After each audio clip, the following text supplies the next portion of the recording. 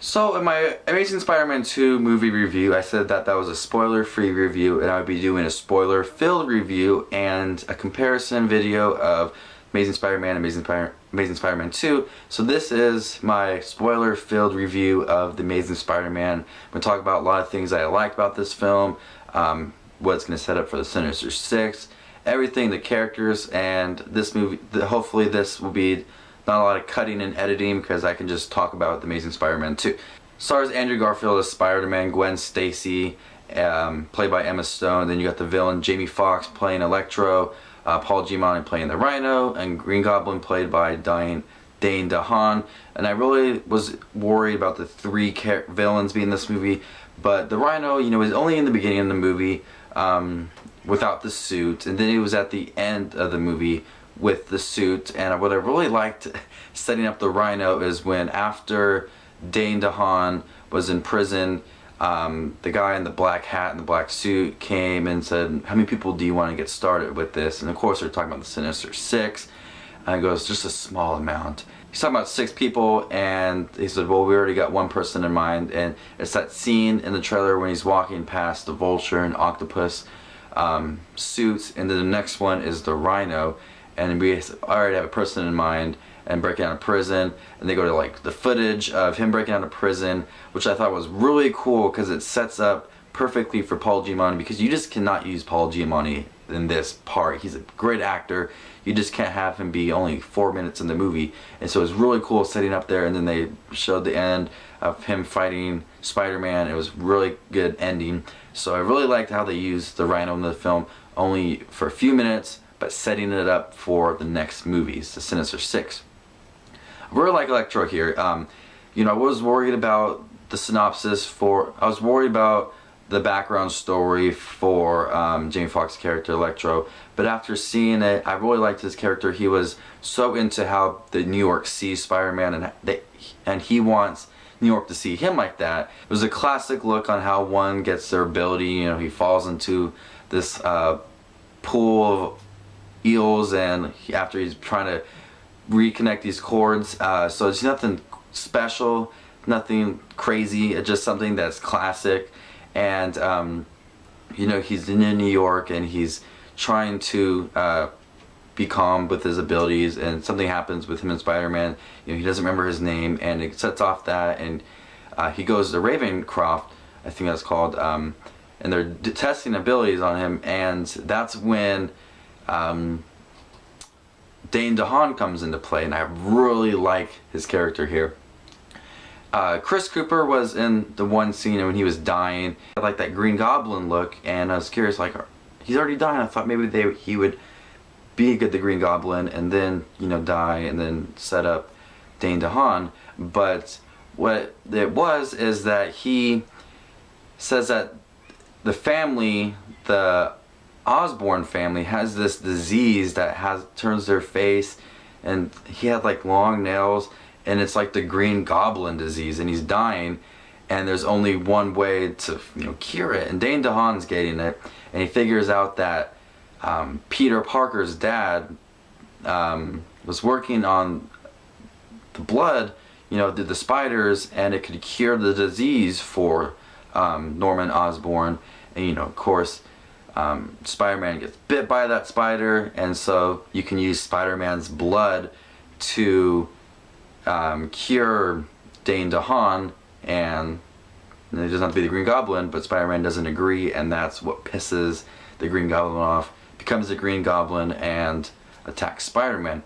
You know, it's a different take from the James Franco character of his father died, got the suit, pissed off at Spider-Man.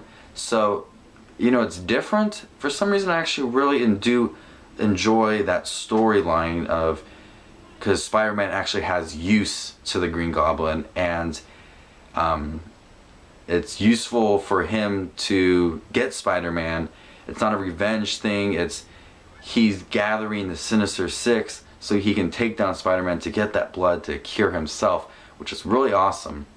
I think the whole movie was really well done. The CGI was great. The slow-mo fight scenes were really cool. You know, Gwen Stacy and Peter Parker had a lot of pivotal roles in here, very emotional scenes. And of course, she dies. A lot of speculation that she was going to die, and she does. Of the scene where Green Goblin and Spider-Man are fighting, and she's falling through this clock tower, and he shoots his web and gets her, but it's right at the moment where she falls on the ground and snaps her back, and she dies there. And I think Andrew Garfield did a really great job capturing the emotion in that scene. You know, he was crying, and it was a little bit emotional seeing a pretty good Spider-Man character die right off the bat in the second film. But that sets up maybe the Mary Jane in the third one. But you know, it was a little bit emotional, and you know, he stopped being Spider-Man for a few minutes, you know, probably like a few months, and then, you know, the Rhino came back, and that's when he came out again and helped save New York. But the three villains in the movie were really well done. Not a lot of usage from Rhino, so essentially there's really just two villains, Electro and the Green Goblin. Well, the Green Goblin, when Spider-Man says no, he goes to Electro and breaks him out of Ravencroft. He says, "I need your help." And that's what he really is, Electro is looking for, is for someone to need him. And he's, let's go catch a spider. So they're teaming up, and they're trying to take down Spider-Man to get that blood. But he doesn't know that it is Peter Parker until Spider-Man is at Ravencroft fighting Electro, and Gwen Stacy is there, and Harry Osborn makes the connection because, you know, they had a previous talk about Peter dating Gwen Stacy, and, you know, Peter didn't know that Harry would become this guy, so he made the connection and tried to kill her. Oscorp is like Hydra. They're trying to like take over and get all these weapons and everything, and that's what they were using Peter's dad's research for, is, you know, build these weapons, and, you know, the Green Goblin suit and all these other things, like the Vulture suit. But in the beginning of the movie, they show him escape, and they think that Peter's dad is bad and run off with this information, but really he was trying to save the information and save his son. And he had this underground railway laboratory thing, and you know, he figured out that Oscorp was after the information for bigger things that he didn't agree on, and the biggest thing to him was his son, and he wanted to protect his son.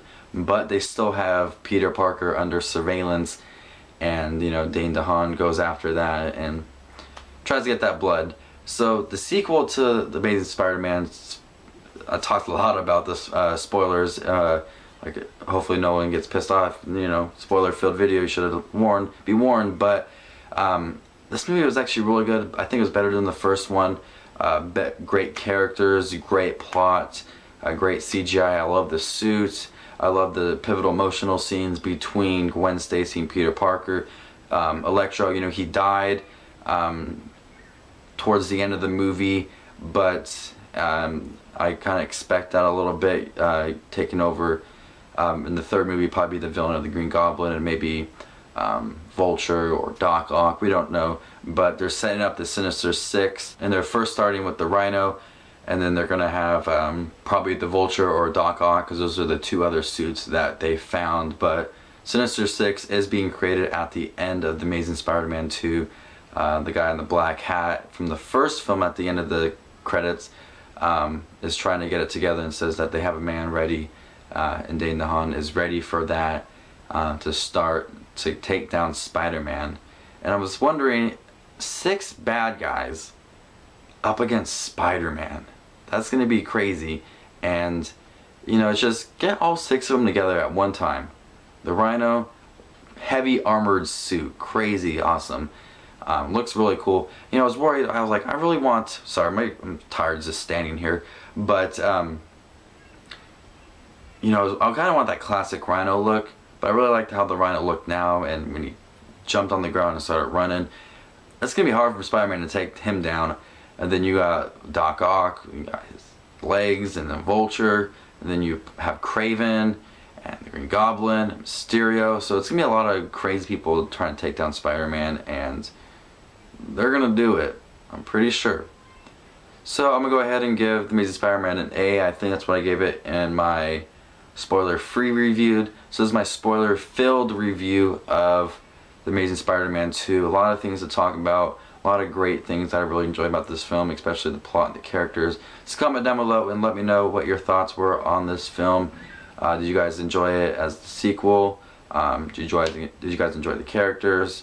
Were there too much villains for you guys? What do you think about Gwen Stacy dying? Just comment down below and let me know of what your thoughts were on this sequel. So this is Just Watch Movies. Please remember to rate, subscribe, comment, and I'll see y'all later.